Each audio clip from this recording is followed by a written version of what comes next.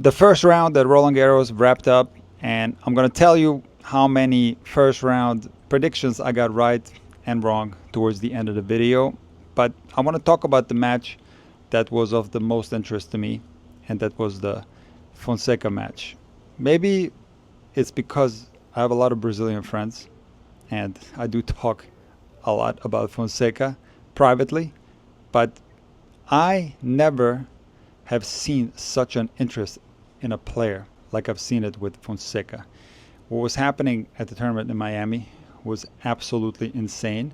It was as if this tournament was taking place in Brazil when Fonseca was playing. Now, it makes sense in Miami because a lot of Brazilians live in Miami.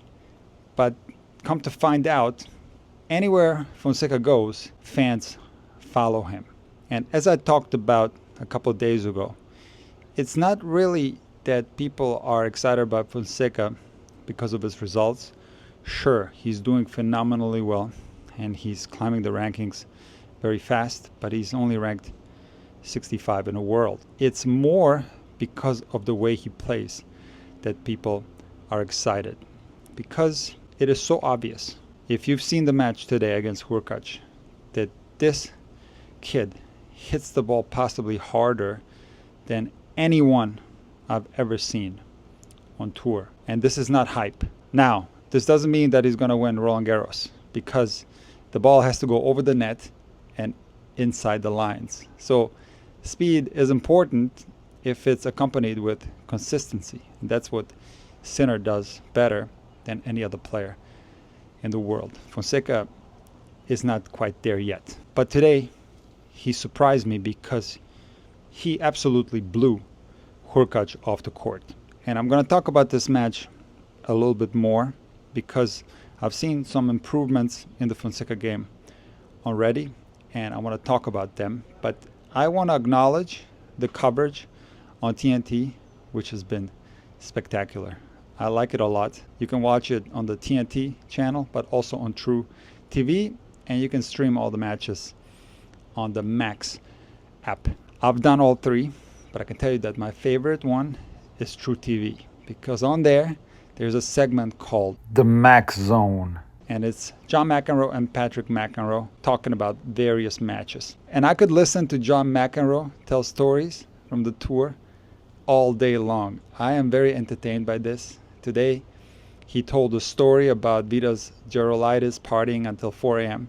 prior to playing the Roland Garros final against Borg. Now, a lot of people complain about John McEnroe because in the Max segment, they're going from match to match. And one of the most frequent requests from McEnroe is, hey, can you pull up the stats on this guy real quick? So it's true that John McEnroe doesn't know a lot of these players that are on tour. He calls them often minor league players, even though they're established players on tour.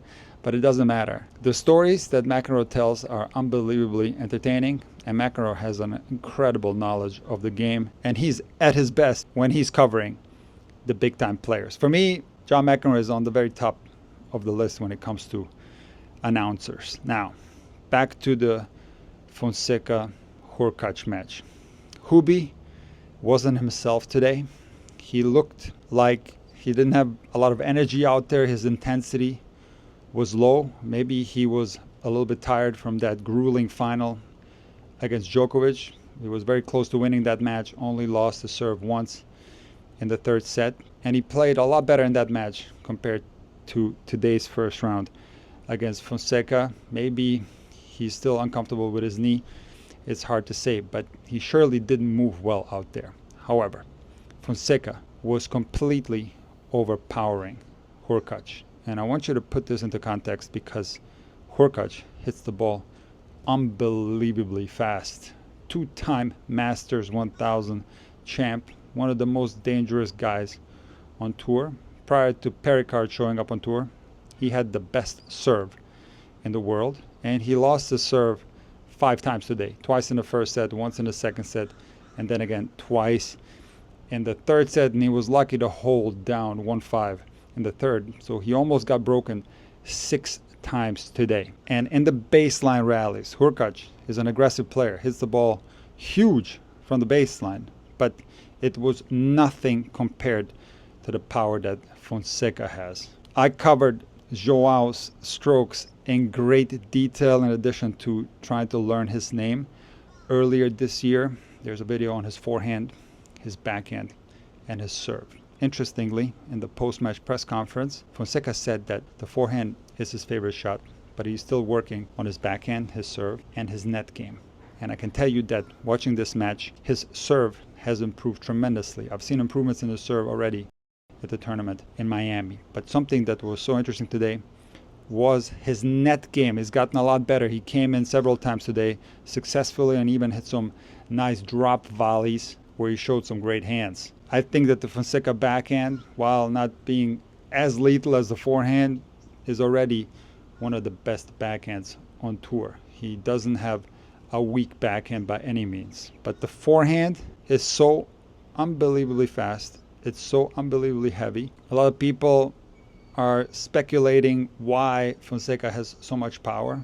Of course, you need to have perfect timing and perfect technique to hit the ball very hard and also have it going consistently. But it often comes down to talent, or more specifically genetics. I think Fonseca just has an unbelievably lively arm, and he's therefore able to hit the forehand and the backhand incredibly fast. Now when it comes to the serve, like I already said, it's gotten a lot better and he's hitting it very big, and the second serve is looking more aggressive as well. But another thing that I'm noticing now that maybe I haven't noticed before is Fonseca's athleticism, and he's incredibly good on defense. And this is not hype. I'm not saying that he will reach the heights of Sinner and Alcaraz. It's a big question mark. You could make the argument, like I said a couple days ago, that maybe it's better that he's rising slowly, because in the past some players that have had incredible success very early naturally slumped a little bit after having that initial success. So maybe it's a positive that he's climbing the rankings at a very gradual pace, but I don't think we're far away from a huge result from Fonseca. I am not sure whether it's going to happen at this year's Roland Garros. I do think that he has a great chance to win the second round, but you never know. He plays Hubert in the second round. You might not know that the YouTuber Carousel beat Hubert in the first round of the qualies last week in Geneva. Now, of course, Hubert is going to have the crowd behind him, so this might be a tricky match for Fonseca, but it's definitely one that he should be able to win. And then in the third round, if it happens, we're going to have the clash between Draper and Fonseca, and that's probably going to be one of the best matches in the third round on the men's side. And as promised, I'm going to go through my draw, and I didn't do that well this year. I made some unbelievably clutch picks, but I also had some incredible draw busters. So I always do a little bit better on the women's side compared to the men's, and I think I know the reason, because I'm willing to make more insane picks on the women's side, because I generally believe that the WTA is a little bit more unpredictable compared to the ATP. And even though I make crazier picks, I always do slightly better on the women's side. So I got 44 correct on the women's side. That's not very good.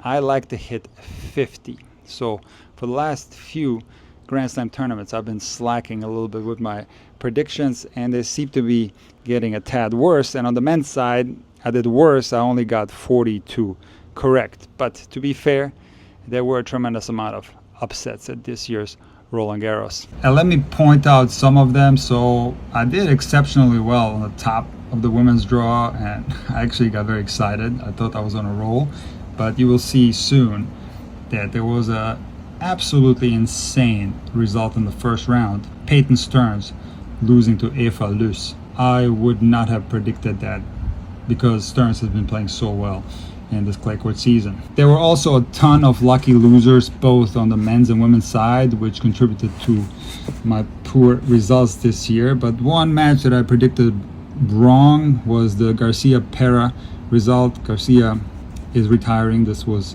her last Roland Garros match, and I thought that she would be able to pull it out with the support of the crowd, but she didn't. She lost in straight sets. Another absolute shocker was Kostyuk losing in the first round to Balak in 2 easy sets. I would have never predicted that. Why? Because Kostyuk has been playing so well this clay court season, especially at the tournament in Rome. Not a lot of upsets on the top section of the bottom half of the draw, and I did pretty well right there on top.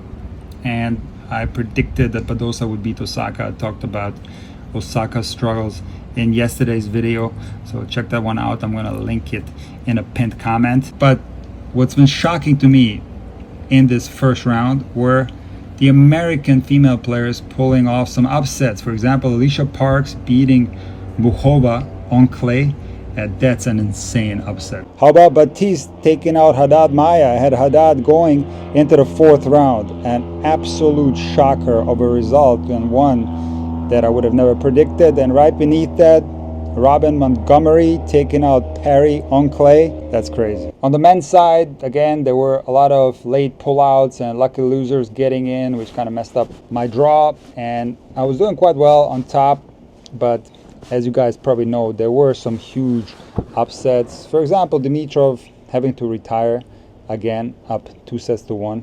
That is so tough for Grigor, and I really feel for him. And right beneath that is Cameron Norrie taking out Medvedev, and that was a very difficult draw for Medvedev. Cameron Norrie is playing really well recently. He's eager to make it back into the top 10 where he once was. A very dangerous player on any surface, especially on clay. And Medvedev, just like he did in Australia against TN, he was serving for this match and lost. Another heartbreaker. But as Medvedev said in the post-match press conference, he referenced the tennis equilibrium. He didn't say equilibrium, but I've made several videos on what I call the tennis equilibrium, where throughout your career, at whichever level you may play, you are going to lose matches that you should have won, but you also are going to win matches that you should have lost, and it kind of all evens out at the end of the day. And that's certainly the case for Medvedev, and I really hope that now that the clay court season is over, he's going to start getting his confidence back. Hopefully his ranking will rise, because Medvedev is one of the most exciting players to watch,